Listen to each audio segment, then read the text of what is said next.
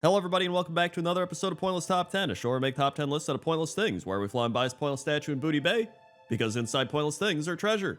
Let's begin. 10. Number 10 are the snowblind follower kobolds located in Storm Peaks, and these kobolds are running alongside the Magnetar invaders, and I believe they are running towards K3, trying to attack it or something. But as you can see there, the K3 perimeter turrets are up, and they are just completely zapping all of these kobolds. There's also the quest where you have to put the landmines down, and that blows up kobolds and Magnetars, and I think there's some other stuff too, but the main thing is if they get too far, they just get zapped anyway, so it's whatever. But I always thought this was such a goofy situation, like all these kobolds and Magnetar just charging across this big open snowfield and then just getting zapped and blown up and all that stuff. In fact, there's some amazing kobold quotes such as, "Net not stop me, no, net stop me, and you no take me."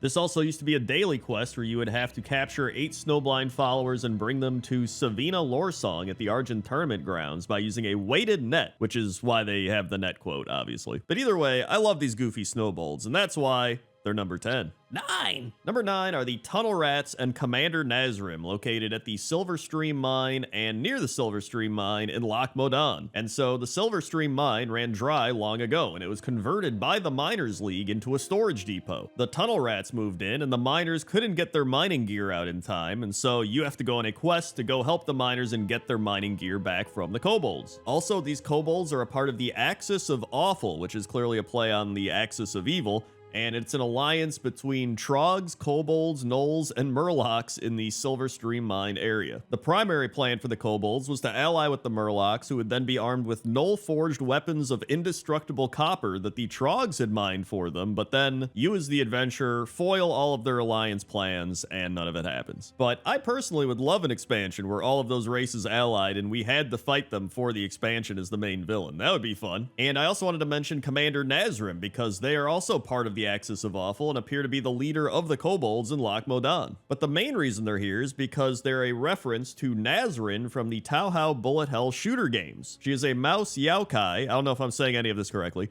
who leads ordinary mice, and her theme music is called A Tiny Tiny Clever Commander, which this quest for Commander Nazrim is called A Tiny Clever Commander. So it's clearly a reference to that. And so that's why the Tunnel Rats and Commander Nazrim are number 9. 8. Number 8 is Kaghanishu, and Kaghanishu is a powerful snowballed shaman of the Magmoth herd found in Magmoth in the Borean Tundra. He killed Farseer Grimwalker and bound his spirit to a totem. And so there's a quest where you have to kill Kaghanishu and use the quest item that he drops to free Grimwalker's spirit. And it does appear that he's also a reference, this time being a reference to Rakanishu, a character from Diablo 2. And I do think it's funny that the only thing he can say is his own name, kind of like a Pokemon. He's just like, Kaghanishu, Kaghanishu. He also has a bowl of something on his head. I don't really know what it is. It looks like a bunch of flower petals or herbs or something, but he wears it as a hat, so that's also pretty unique. But there's not much else to say about him. There's some fire totems around with some other kobolds doing some fire candle magic. I don't know what they're doing, but I think Kaghanishu and all the kobolds around here are pretty cool, and so that's why I put them at number 8. 7. Number 7 are the White Whisker Kobolds, and the White Whisker are a group of kobolds found at the Cold Tooth Mine in Alterac Valley. And Cold Tooth Mine is a storage depot for the Horde, and it was once an ideal place to store extra supplies, but with the fighting between the Frost Wolves and the Storm Pikes, Frost Wolves do not always have the spare warriors to station at the mine and protect it, so control of the mine often falls to the Alliance or to the White Whisker Kobolds. And I really just wanted to put these kobolds on the list because I have very specific memories of fighting these kobolds in Alterac Valley and kind of a nostalgic feel, and I always thought it was cool to go down to the mine and like fight through all the kobolds and stuff, all while everybody's yelling at you like, those people are at the mine, they're wasting their time, they're losers, which is probably true, but it was pretty fun still. And that's really all I got to say about it. So that's why the White Whisker Kobolds are number 7. 6. Number 6 are the Dry Whisker Kobolds, and the Dry Whisker Kobolds are a group of kobolds found in the Arathi Highlands, and they're allied with mountain giants Fazruk and Thenin, who trapped Mizrael deep beneath the Arathi Highlands. And if you don't know who Mizrael is, she is the princess of the earth who was driven to madness by the old gods. The mountain giants, who were crafted by the Titans to protect the world, trapped her deep beneath the Arathi Highlands. Only through some crystal shards is she able to speak with the surface world. And so if you remember back in the day, day doing all those quests. You would have to talk to the shards, and then you had to go get shards from the kobolds and moats of Misrael. So it was all tied into this specific quest line. And so I have a bit of nostalgia with these kobolds. I always loved Arathi Highlands. It was one of my favorite zones. So I always remember doing this quest line with these kobolds. But I also love the kobolds just walking with the mountain giants. It was always one of my favorite scenes from classic WoW in general. And so I had to put them on the list. And so that's why they're number 6. 5. Number 5 is Granny Scribbles, and Granny Scribbles is a kobold grandmother that's telling a bunch of stories to some kobold children in the Ringing Deeps. And Granny Scribbles tells you a bunch of stories that you kind of play out through a series of quests. So she's like, Dripsy forgot her candle, gather round, tenderfoots, and Granny Scribbles will tell you a story of what happens when Dripsy forgot her candle. Dripsy, little tenderfoot, like you, who wander away from tribe. And I'm not gonna lie, I didn't even really like the quest that she gives that much, which is why I put her at number 5, but I just like the vibe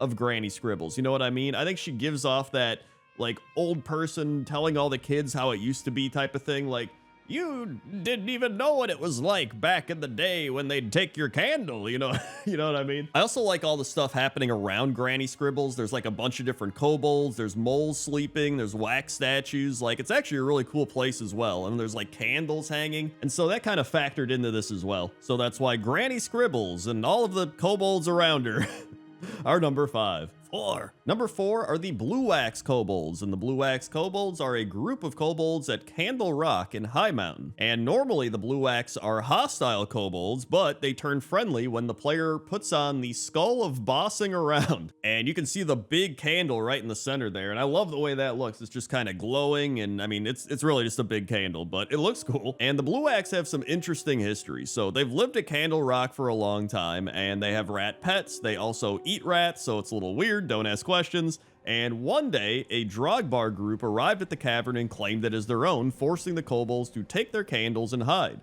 However, the Drogbar did not have candles, and so the darkness began to follow them until it finally swallowed them whole, allowing the kobolds, safe with their candles, to move back in. To this day, the Blue Wax claim that if a kobold's candle goes out, or if they lack a candle altogether, the darkness will eat them. And I kind of think they're right, because there's a little area with 6 candles, and if you extinguish all of them, a void wraith called Devouring Darkness appeared. So they're actually onto something. I also think it's cool that they actually have blue wax you can see them crafting with, and they have blue flames, so I like that. And that's why the Blue Wax Kobolds are number 4.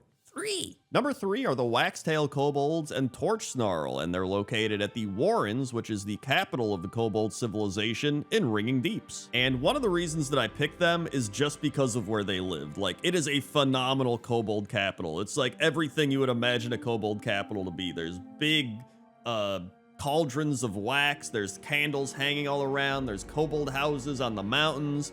It's just phenomenal. I love this place. It's one of my favorite places I've seen in the War Within. And then you have Torch Snarl, who is one of the Candle King's enforcers, and he's one of the new big buff kobolds, so it's kind of funny to see this giant buff kobold just fighting everybody. He's got a big candle on his head. He's sitting by the kobold throne. And so I wanted to have at least one buff kobold on this list, and so I thought he would just be a great choice. But yeah, this place just has so much kobold energy. It feels like a hobbit hole for kobolds. You know what I mean? Like, it has that same type of aesthetic, and so that's why the Waxtail Kobolds and Torch Snarl are number 3. 2. Number 2 are the Kobolds of Elwyn Forest, and the Kobolds of Elwyn Forest are a clan of kobolds found both in Elwyn Forest and Westfall, and they were working with the Defias Brotherhood. And I had to put these on the list pretty high up because I know a lot of people remember kobolds in Elwyn Forest. Like, when you go to Elwyn Forest, you probably remember kobolds. Like, half of the zone just feels like kobolds, so how could I not put these at number 2, right? And so some of them carry gold dust and large candles, and their leader, a big gold-tooth kobold named Goldtooth, is in possession of Bernice's necklace, which is actually a pretty funny quest where you talk to Billy, who's this little kid, and he's like, I was playing near the Fargo Deep Mine, and I think I saw the old lady's necklace. Don't ask me how it got there, it wasn't me, but then this kobold took it, go get him. And so I guess you could include Goldtooth on the list as well, because he is a kobold in Elwyn Forest, but